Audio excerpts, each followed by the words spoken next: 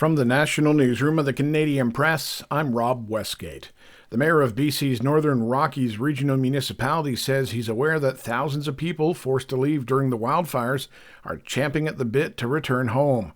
Rob Fraser admits that while the wildfire threat has eased somewhat, there are still many hurdles to jump before the community will be ready to welcome everyone back. All of us are working extremely hard to get you back to our community before you have to renew your ESS services. That's Tuesday. I can't tell you whether it's going to be Sunday or Monday. Really, there's just too many agencies out there who have some measure of control with respect to bringing up their own facilities that we're being advised are necessary before people come back to the community. ESS is the province's emergency support services, which provides short-term basic support to people impacted by disasters.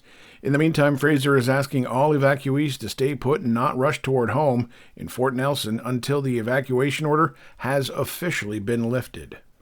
A Monday morning trespass notice is looming for pro-Palestinian demonstrators camped out on the University of Toronto grounds, with school officials promising to take all necessary legal steps if the tents aren't cleared.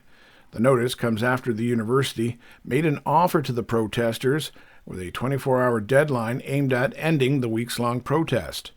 Well, protest organizers say university administrators have also agreed to meet on Sunday at 5 p.m. for continued negotiations.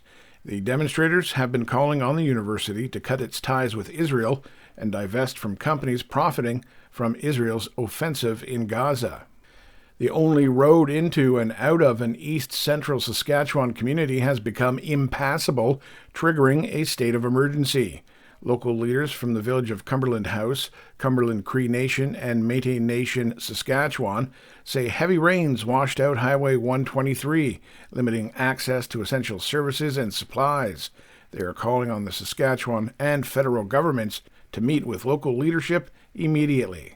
And finally, south of the border, Donald Trump invited two rappers on stage at a Bronx rally.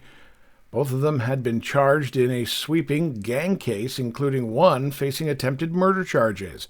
Michael Williams, better known as Chef G, praised the former U.S. president. They always gonna whisper your accomplishments and shout your failures. Trump gonna shout the wins for all of us.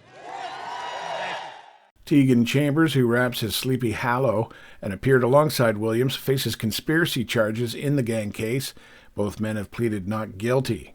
And Trump's appearance with suspected gang members comes as he continues to slam New York and other Democrat-run cities as crime-ridden. This is the Canadian Press. In sports, the Edmonton Oilers are back in action tonight in the NHL's Western Conference Final. Edmonton is seeking to jump out to a 2-0 lead on the road against the Dallas Stars. Connor McDavid scored the winner in double overtime to take Game 1 on Thursday. Games 3 and 4 will be in the Alberta capital on Monday and Wednesday.